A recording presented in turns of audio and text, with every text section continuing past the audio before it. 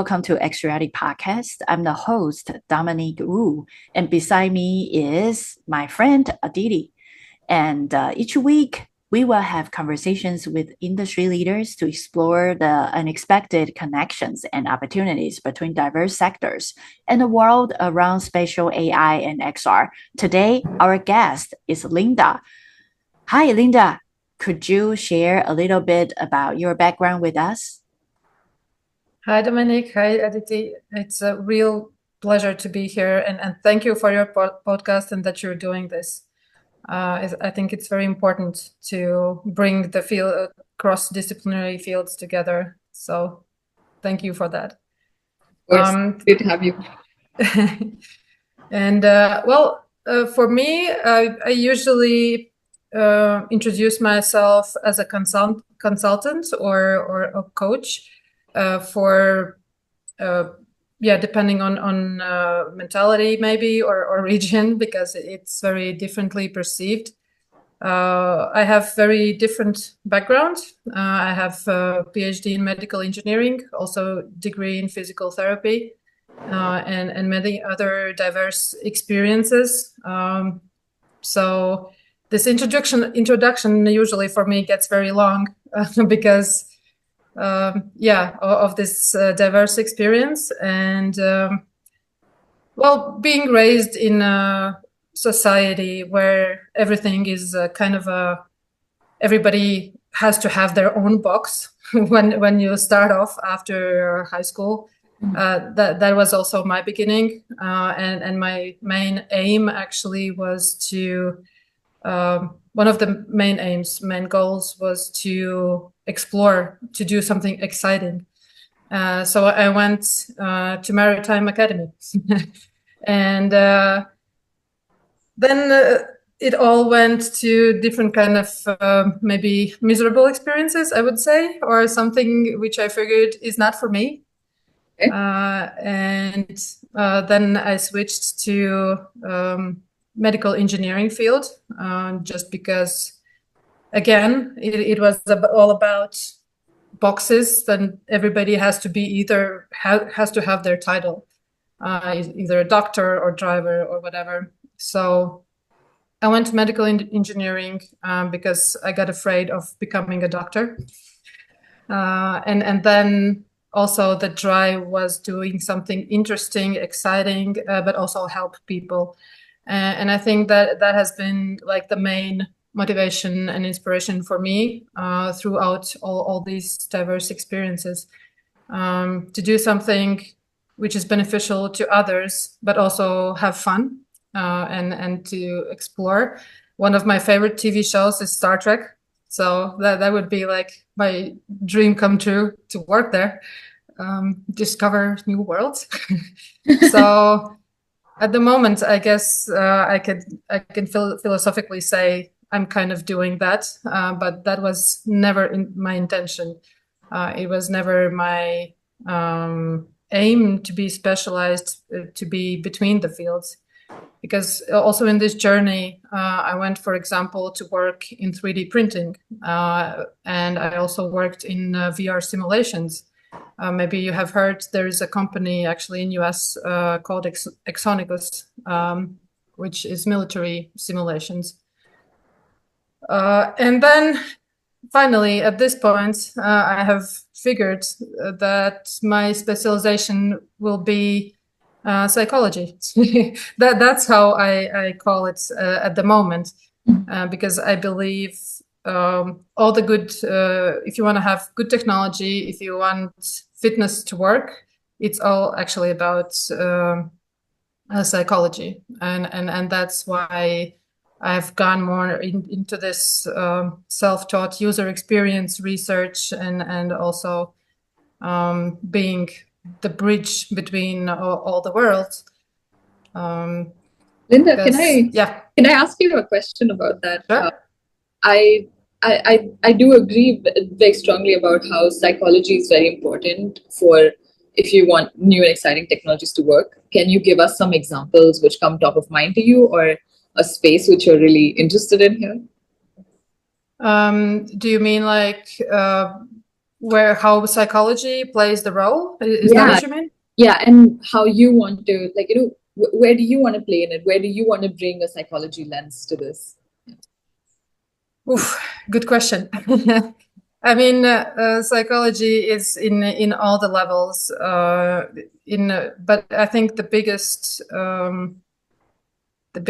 emphasis would be in communication, as the instrument where it shows up.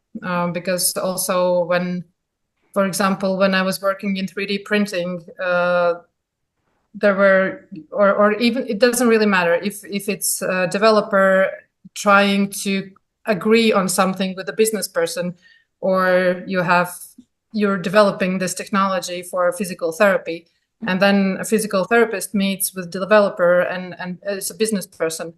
It's I would say tragical comedy to participate in this process, and then basically what you do, you're being the bridge, you're being the mediator, you're trying to, and I think it only works if you try to go this empathy level, to empathy.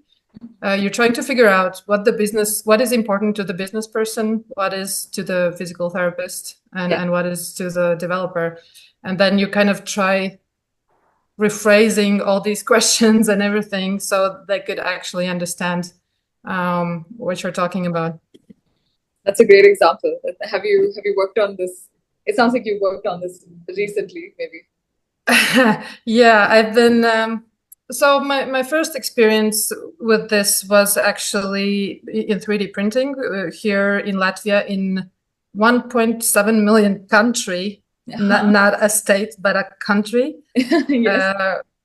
I started working in this company in 2015 or 14, I think, where nobody knew what it is. And that's where all this communication started, where we had to educate people 90% of the time. And nothing really has changed after I moved here to this field.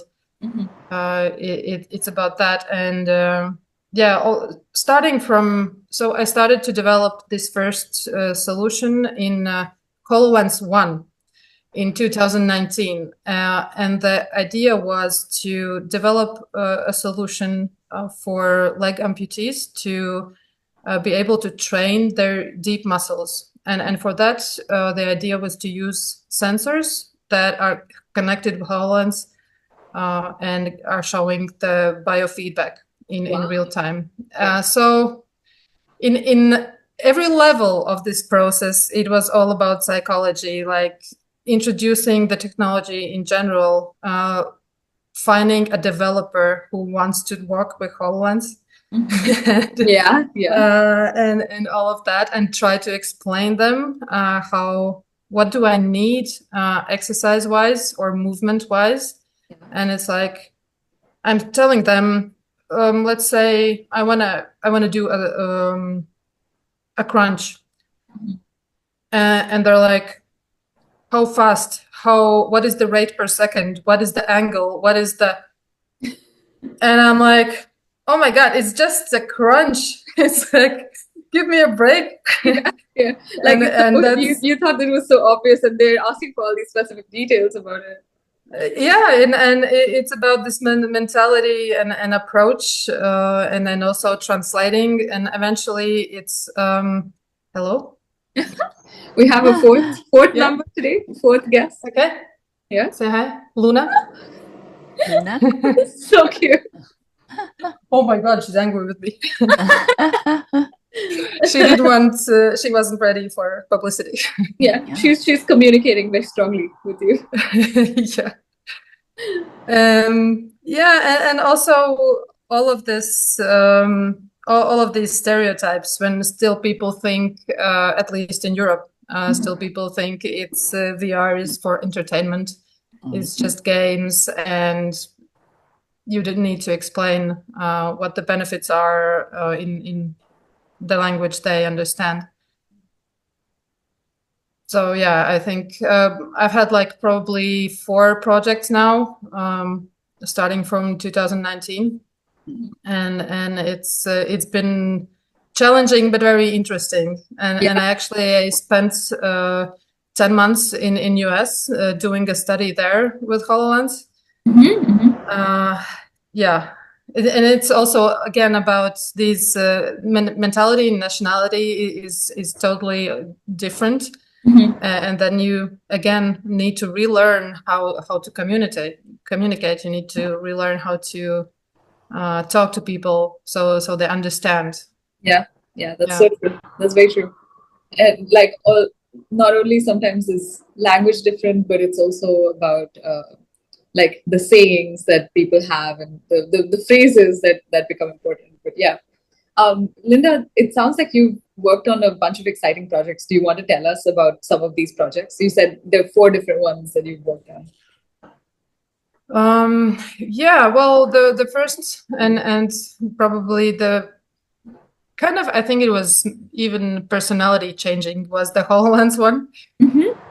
Because it was HoloLens 1, then we switched to HoloLens 2, and all of that, and how it's been developing over the years. At the time, there were even no APIs to connect with the sensors. Wow.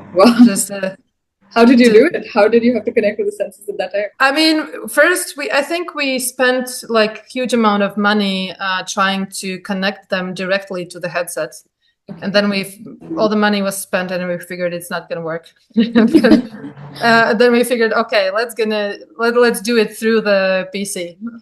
Let's put the PC in the middle, and then it worked out a little better. But some things I would say don't change. Bluetooth connection was dropping then, and it's dropping also now.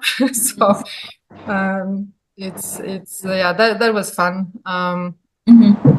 And then the next one was also kind of a continuation, but it was more for people with sedentary lifestyle. And there we developed together with some other colleagues from several countries, from Austria and Portugal, full VR solution, but integrated with the heart rate sensor. Wow, nice. And we also basically what we did studies trying to prove that it's more, as efficient as conventional motivations, I would say. Linda, could you describe the user experience a bit? I really want to understand, like, what did you do with the heart rate sensor? What is the user experience here? In this particular case, the heart rate didn't. It was visible in the screen, but it wasn't playing any big role as a visual. Because we implemented it a bit more different way.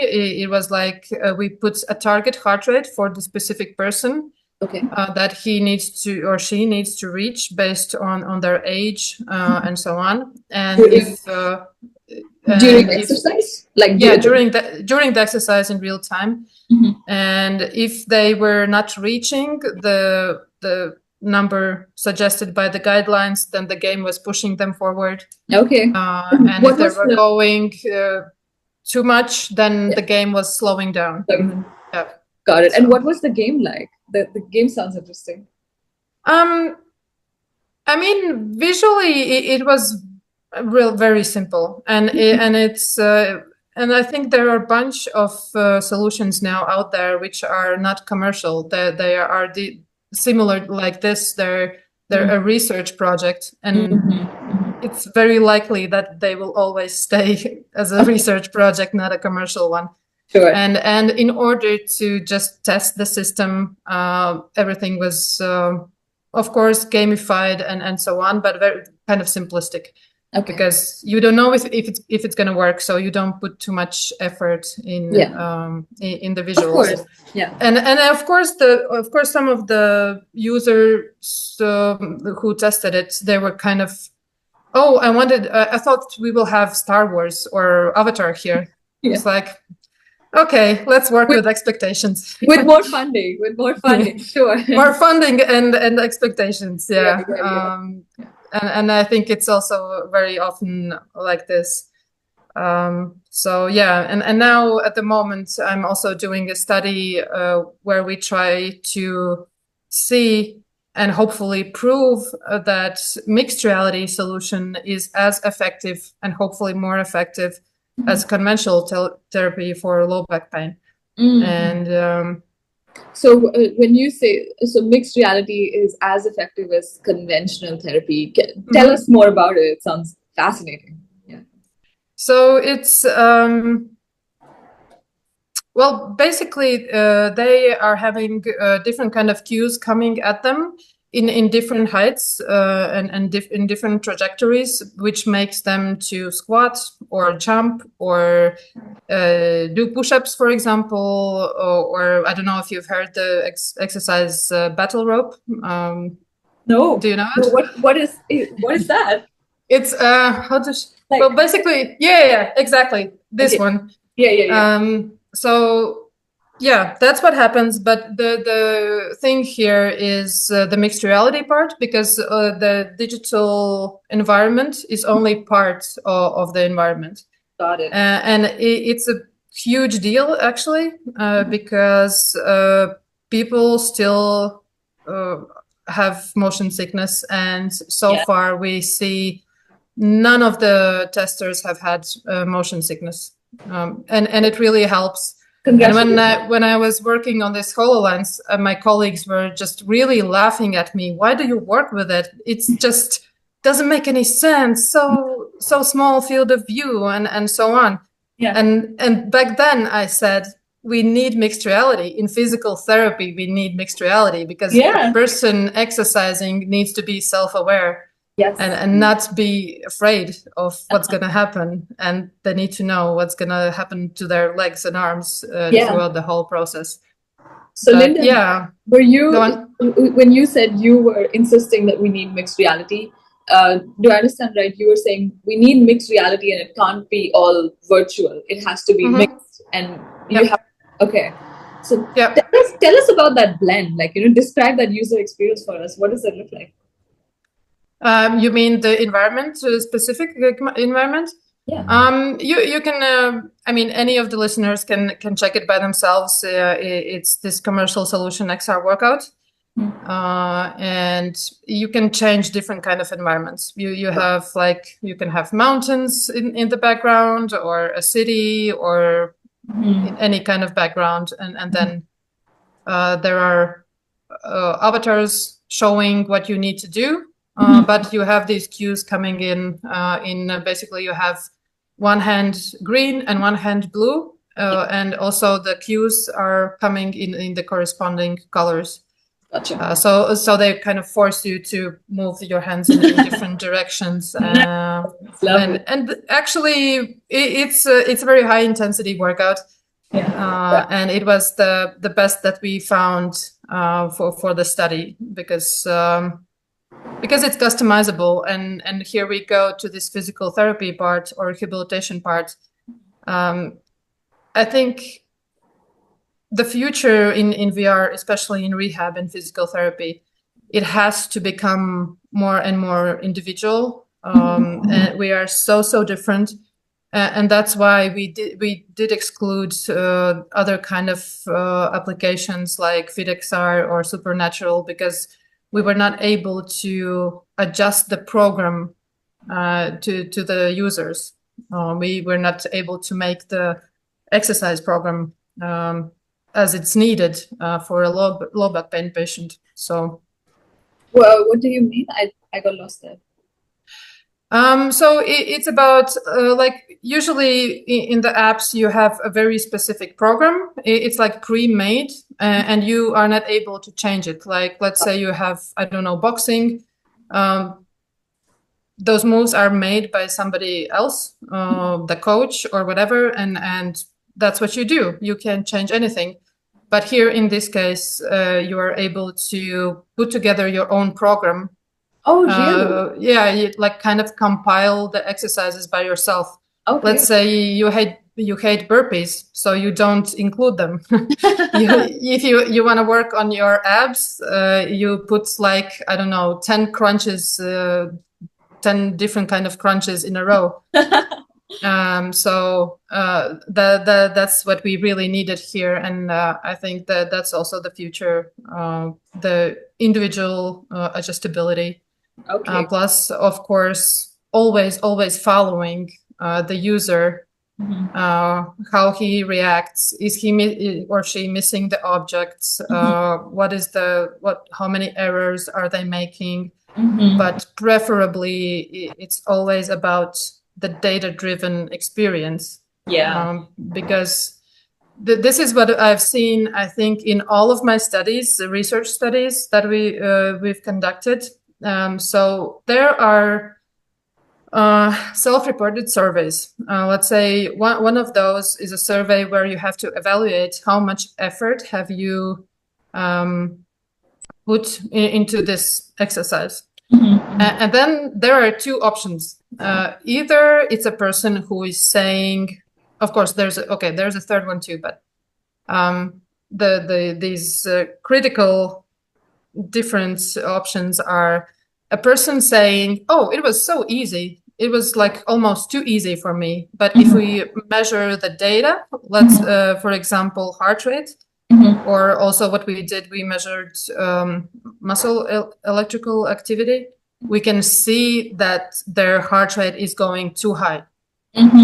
Probably his health condition is somehow, maybe he has heart problems or something else, or he or she just doesn't have the cardio tolerance and so on.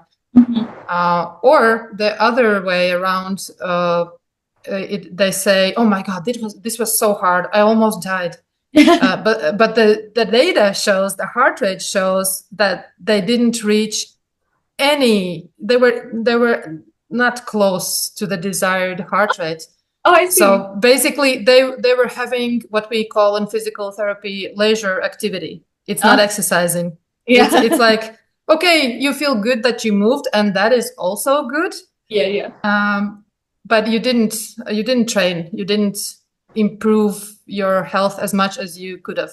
So it's people are they need this self-awareness. Yes, and education, because as someone, I'm honestly a slightly sedentary person, I think I'm that second kind of person who will be like, "Oh, this was hard, but it's not training." And I'm not highly educated about the fitness levels that I should have. Like, what's the heart rate I need to hit? What's the steps per minute? Or like, I don't know any of that stuff. So maybe coming back to the communication aspect and the psychology aspect, I think it is important to inform people as well. Or maybe sometimes even we don't need to. It's like if we are trying to educate too much, then you kind of get hesitant. It's like, leave me alone. Because using technology and AI, we can put it in very seamlessly.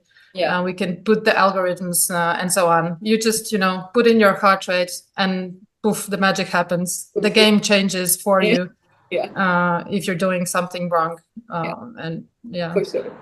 So Linda, when you say that you integrated like in various of your projects, right, you've been integrating different sensors. So how did, like, what was the sensor, in the sense, was it from a watch, or was it a ring, or how was that physical device on the person? Okay. So one, mostly it's heart rate belt. Those are, I think, the most reliable at the moment, even though the smartwatches are pretty decent. Still, this optical sensor is not the most, I would say. Sometimes it just shows a different heart rate. If you measure at the same time with a belt, it would show a different heart rate. Okay. And then that will change. That has a big effect on the experience, right? Because if heart rate sensor is not accurate, then suddenly your game will start to change, and and of course it depends on the model, but still the belt is more precise. We also used breathing sensors because we were training.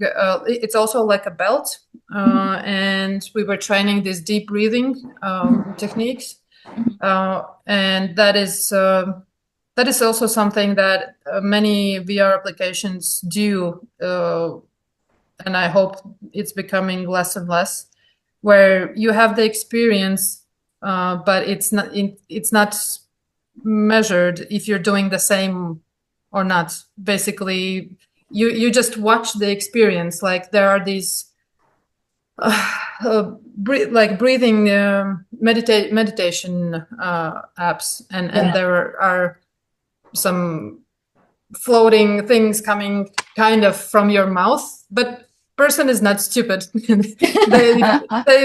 The people are smart. They figure out it's in no way related how they actually breathe.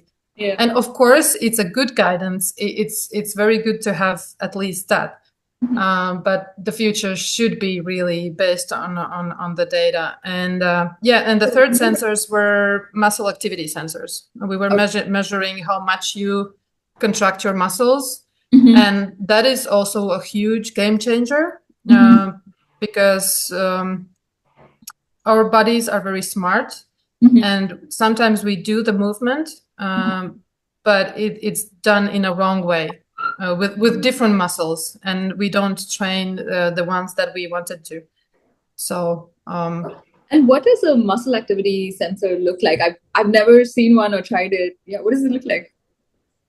We use those are like small boxes, like patches that you just put on the muscle with sticky things, and it just measures how your muscle contracts. Wow. And so electricity. Oh wow! So is it invasive? Is it non-invasive? Like how? No, it's just like no, it's not non-invasive. It's just big sticker. Just sticking on your skin, kind of thing. Yeah. Wow. Okay. And do you how do you tell people like where to put it? With what's the right placement? What's the right muscle? Oh no, that's what I do myself. Got it. There are specific guidelines and so on. But I really like to see their reactions when they're like, oh, okay, this is the line, let's say, goes up. Yeah. And they're like, okay, maybe I can do more. Oh, okay. It really helps. It really helps. When you visualize some of this information and you make it tangible, people can react to it. A specific thing, right? Yeah. Yeah, exactly. And then that's the beauty of virtual and mixed reality. Yes, that's so true. Okay. So that second sensor, Linda, can you just say what that second sensor was that you mentioned? It was a breathing sensor. A breathing sensor. Okay. Breathing. Yeah. Got it. And what does that physically look like? Yeah. It's also it looks exactly like the heart rate belt. Okay. It just works in a different based on a different principle. It works on extension. If you breathe in, it prolongs, and this data is shown. I see. So it's kind of like I'm looking up some pictures on the side. It looks like you kind of you wear it almost like Interesting. Wow. But of course, on the practical side, it's not always. It's hard to convince people that they would need some extra annoying thing on them. Accessory kind of thing. Yeah, it's time, and it's like it's education. It's education, and maybe even industrial design. Like, you know, I've seen, and there's the watch, of course, but then we talked about some of the limitations. I've also seen a ring, like Aura ring, and I think there's so many different form factors for these sensors coming out now, and so much work being done to make them more comfortable and more seamless, and you just kind of forget that they're on, hopefully. Yeah, that's true. And I don't know if you have seen, there are these few headsets which cost more than a car. But yeah, it's like I think 20 or 30K for a headset, but they have all these sensors built in the headset. They're measuring your temperature, breathing, heart rate, even brain waves, and that's kind of I would say probably dream come true. Future. Yeah, for them to become less expensive. Yeah. Because a person is I believe you need to treat a person as a holistic being. Yes. You need to adjust their experience in dependence on, are you depressed today? Did you sleep well? Maybe you have sleep deprivation, and you need to adjust the physical load according to that. Oh wow. So that's so kind and considerate of you. That's so kind of you to think about adjusting that load based on the kind of day or the mental, like the mindset. And I think that's wonderful. Yeah. Well, I'm glad you like it. But it's like, I don't know, have you tried to do something when you are in a very bad mood, or you've been like super stressed and working, I don't know, 14-hour days? Yes. It's still, you still can move, but you need to adjust what you need to do and how to do that. Very much. And I think my one of deep desires is to get in people's head in some way. I think it's very exciting what happens in people's brain. It's like how much they can do, but in the same time they are kind of so basically I believe people are capable of so much more than they think.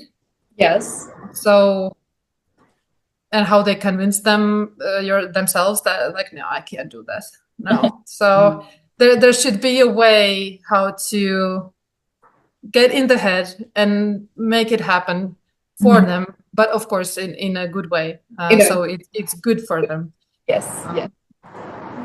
Yeah, I think I believe the world is a believing system. Whatever you believe will happen. So yeah, so it's the same thing. It's like if we believe we can do it, sometimes it's a willpower more than whatever you said, like a muscle strength or the physical limitation. Sometimes if you have a will, you can kind of just do it. Yeah. So yeah, I agree.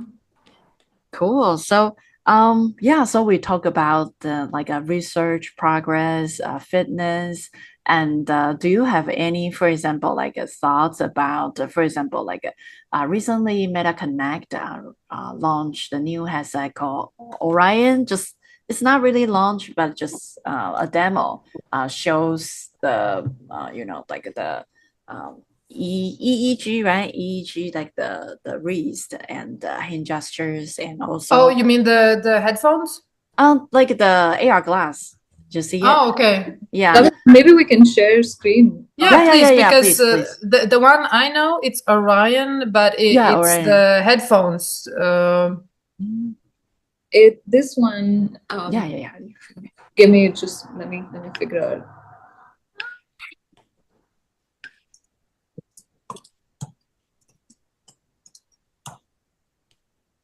Yeah, I just saw the trailer. I didn't even see the live keynote from Mark Zuckerberg.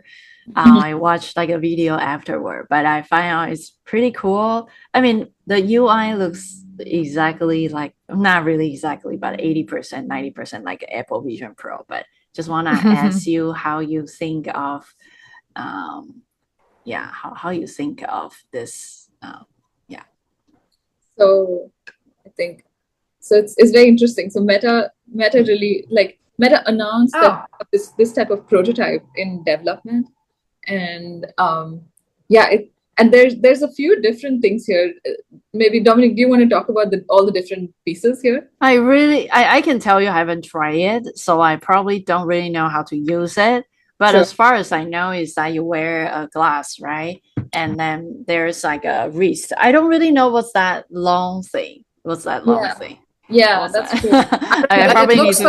It looks like probably it's something on the wrist to measure maybe some vitals. That could be the case.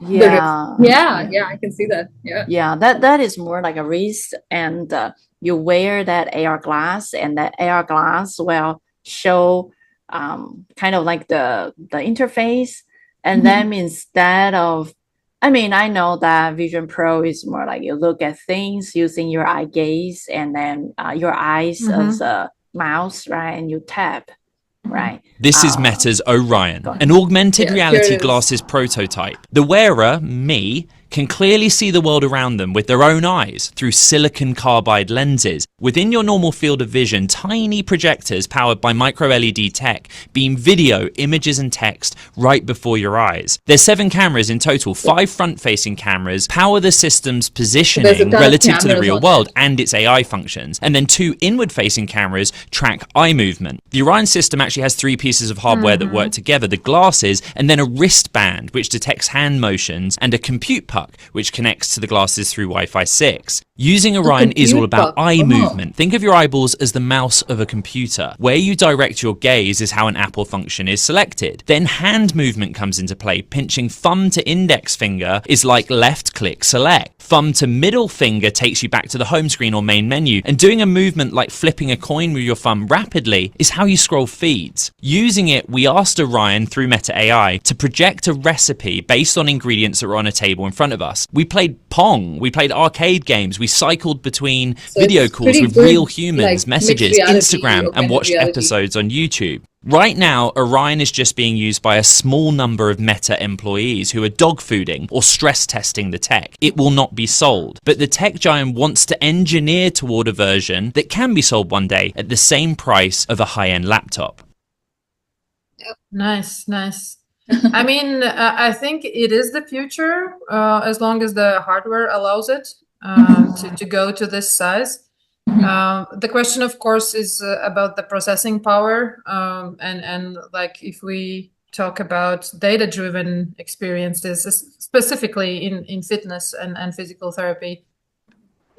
I would, if they can implement these kind of things, like in adjust this high individualization, which basically involves a lot of algorithms and logic behind it, that would be awesome. Because what biggest the issues, I guess, is really the hardware size at the moment. Kind of skepticism from the people, when they exercise. But so what have you heard people say? Like maybe people that you have tested with, or what have you heard them say about the sizing?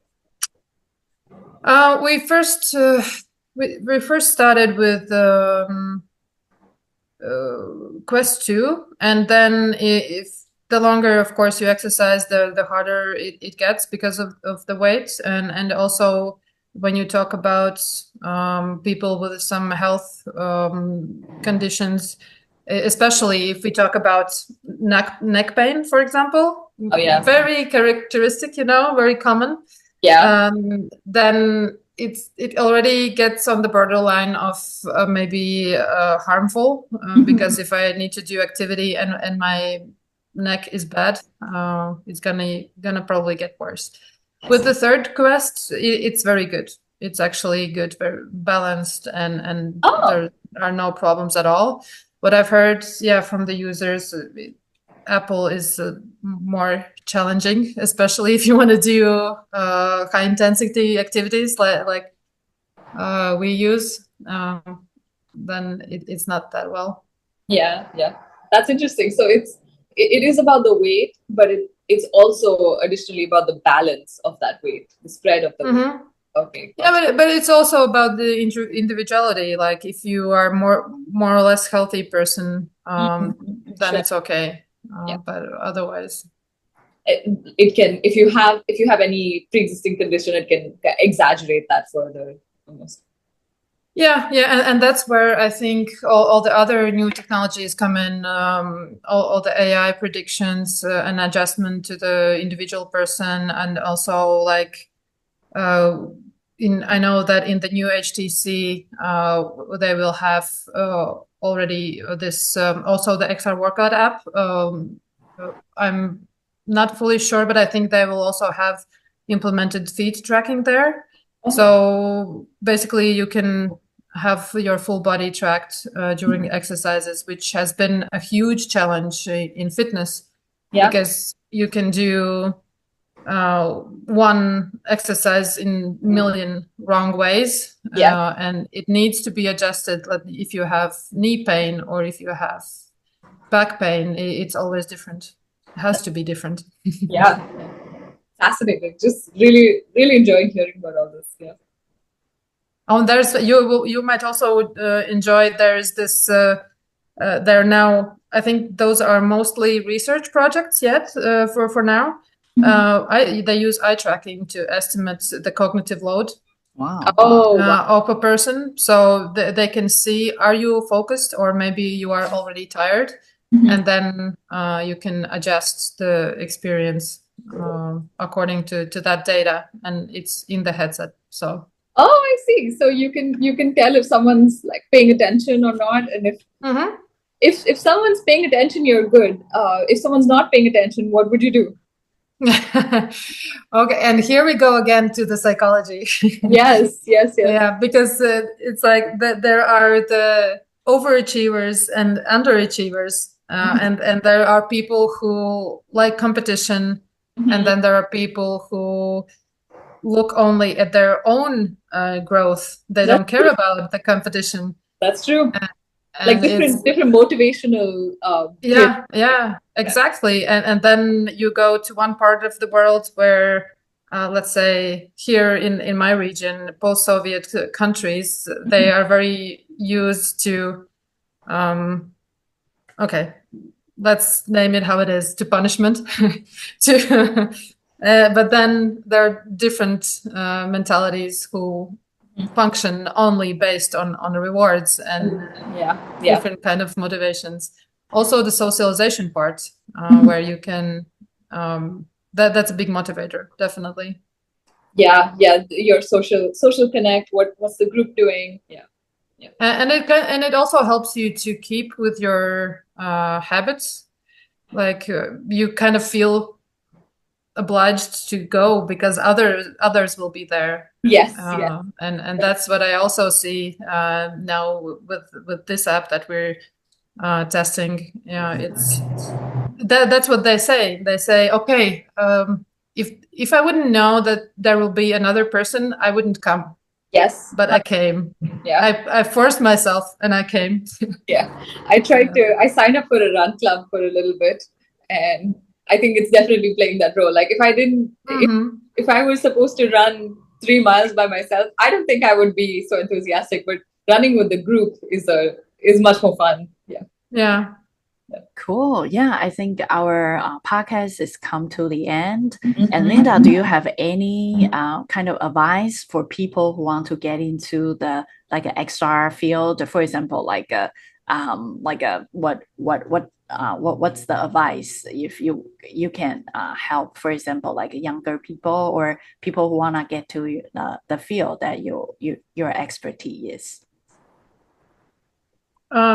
So just to double check, if those are people who want to explore the field and who want about anything. Yeah, for example, like a college graduate students, and they said, oh, for example, like, oh, I want to do XR research. I have a psychology background, and I want to get into XR field. What should I do? Okay. I would probably say, well, first of all, to always keep open-minded about the things that they will meet, especially if it goes to some kind of research or validation. There are quite a few challenges, and you always need to be aware of those. I would also advise to have to work on their creativity, to let their creativity out, to make it happen, to build their resilience because of the challenges they will meet. Now, this sounds not optimistic, but on the other hand, I think now all of the tools that allow way more easier development and content creation. I would definitely encourage people to try out to create the content themselves. And that will probably bring a lot of clarity on how it works. Just don't be afraid, experiment. And if you can, find a person who is in the field and try to talk to them and get their opinions and experiences. Cool. Yes. Thank you so much for Linda. And that's it for this episode. Thank you for listening. We release episodes weekly. If you enjoy the conversation, check out our other episodes on Spotify, Apple Podcasts, or YouTube. Support us by giving us a follow and a 5-star rating, or subscribe to our channel and give this video a like. Thank you, and I will see you next time. Just one more quick shout out before we go. Yeah. I'm going to hype Linda up a little bit. Linda is, as you see, she's had so much fascinating experience across different diverse perspectives of, hardware, sensors, psychology, the software behind it, and like a deep rich grounding in fitness and physiotherapy and rehabilitation. And Linda told us that she's really interested in mentoring, coaching, and consulting. And so if you are looking for someone to help you, make the next step in your journey, if you're interested in the field of digital and physical rehabilitation, reach out to Linda. We'll try and post all of her different contact links in here. And Linda, if there's a place where people should reach out to you, like if you have a mentor page set up or if LinkedIn's the best place, then let us know. Yeah. Cool. Yeah. Thank you, Aditi, for a shout out. So that's it. And we will see you next week. Bye-bye. Thank you. Bye.